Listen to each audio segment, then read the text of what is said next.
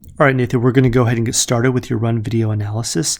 The main thing to focus on that I'm seeing is that you need to have more flexibility and better just overall basic running technique and form so that you can cover more distance per stride. You're just kind of shuffling along, but if we can really extend you out, you'd cover more distance and use those long legs to your advantage. I'll also cover a heel strike issue that I'm seeing as well, but first things first, let's start off with the picture of Shalane Flanagan. You can see right here, beautiful form and flexibility. Look how that lead leg, that knee gets high up, and that trail leg with that very flexible hip flexors is able to fully extend.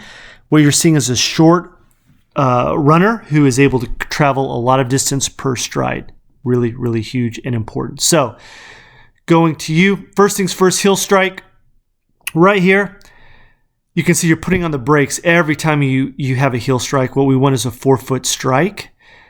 And you can do that by leaning forward a little bit more, because every time you heel strike, you're also hurting your IT band. It's just not good for your skeletal system. But right here, you can see how you're just straight up and down.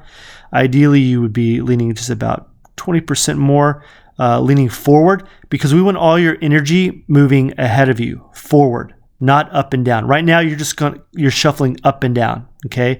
So we want you leaning forward. Another thing that we're seeing, going back to the Shalane Flanagan pick, is that you can see how you don't really get a lot of, your lead leg doesn't go out very far. And so there's a minimal space between your legs. You're just kind of shuffling. So you're not getting fully extended like this picture right here.